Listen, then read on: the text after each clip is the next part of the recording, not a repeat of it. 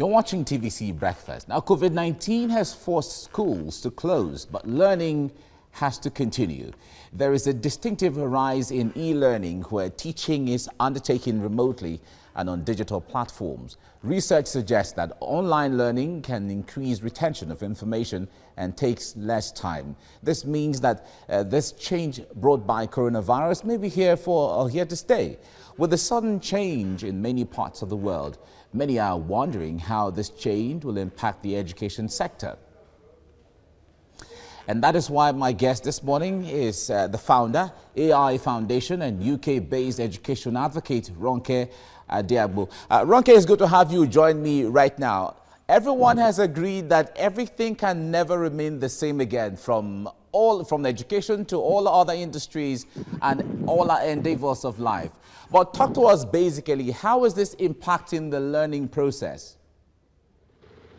Good morning, Mike, and thanks for having me. All I can say is thank God for technology, because without technology, I wonder what will happen in this era of COVID-19. So we are glad about technology.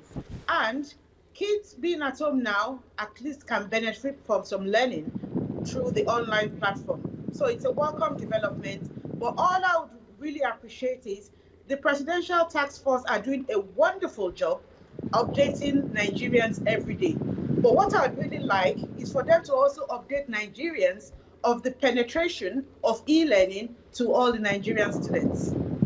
All right. Now, there are some people who feel that being in the four walls of a classroom, that psychological feeling of the fact that you are in the classroom, you can see your teacher and engage with other students as well, can help assist in learning more than doing it virtually. What do you say to that? As you rightly said at the beginning of the interview, the world will not be the same again. And the earlier we come to that reality, the better for all of us. Technology is not a bad thing. It has existed before COVID-19, but COVID-19 now has put it to the front burner. So I would say this is wonderful, and it's about time we just cutting onto that and actually start using that going forward. Because I think, from my perspective, especially for kids who are out of school, this technology will enable them get education without even going to the four walls of a school. So it's a brilliant initiative. All right.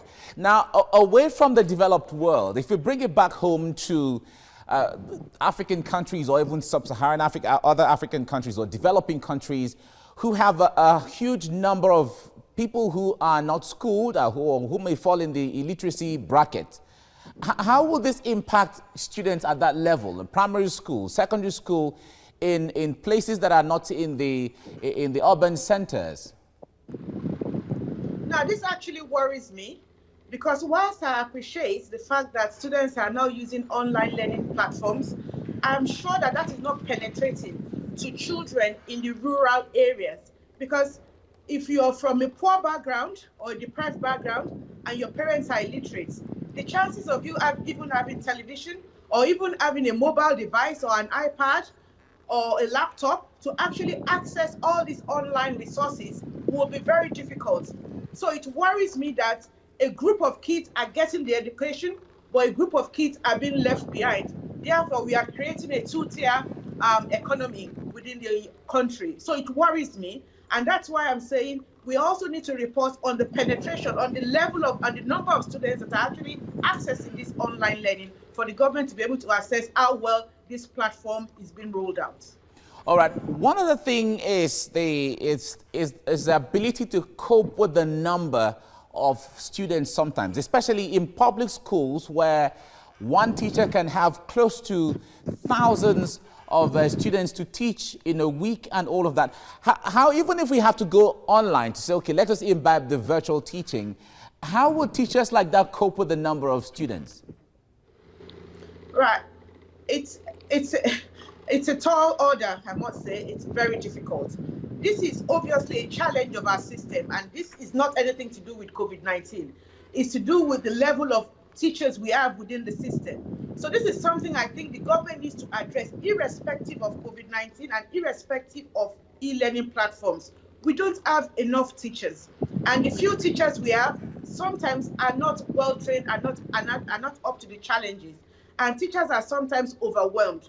So the government needs to roll out initiatives that will encourage people to take up teaching. And if we have more people coming into the teaching profession, that will address the imbalance between teacher-student ratio. So this is something the government needs to prioritize, incentivize people to go into teaching. That is my message this morning. Okay. Thank you so much, Ronke Adeagbo, for your time on the program.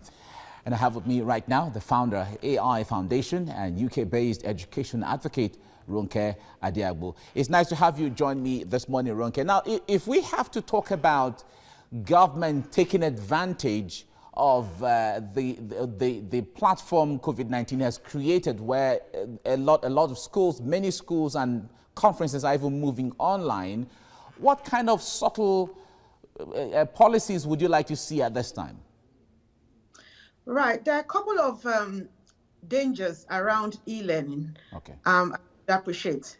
There are things about safeguarding, whereby kids might be going online to watch things they're not meant to watch.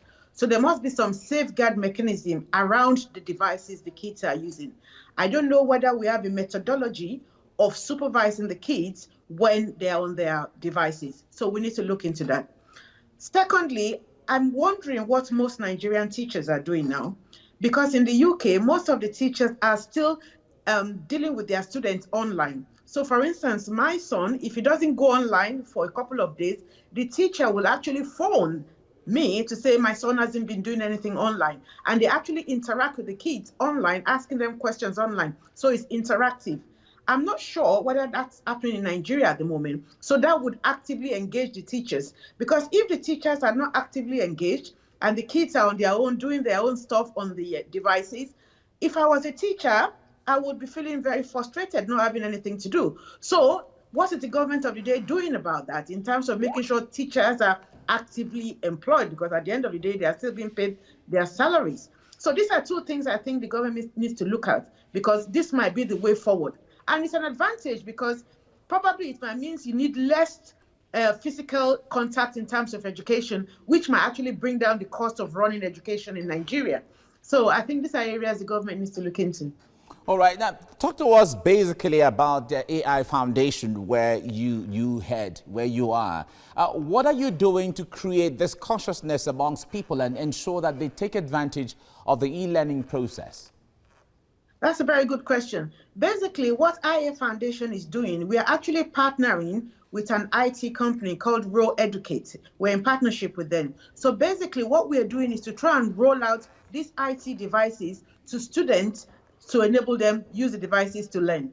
Because as you would appreciate, in Nigeria, we have the children of the elite and the children of the disadvantaged. So therefore, what we are trying to do is to level the playing field, to make sure kids from deprived background also have access to these devices. So what AI Foundation is doing is trying to make sure we can partner with the corporate world to make sure the corporate world can invest in actually paying for these devices to ensure we can then roll out these devices to children from deprived background. It's already working well in Lagos State, because it's been tried in Lagos State, and the corporate worlds of this world, the banks of this world, are actually paying for these devices for these kids, irrespective of their backgrounds. So I think that's a good thing. All right. Thank you very much, Ronke Adeagbo, for coming on the program with Adeagbo. Sorry. Thank you very much for your time.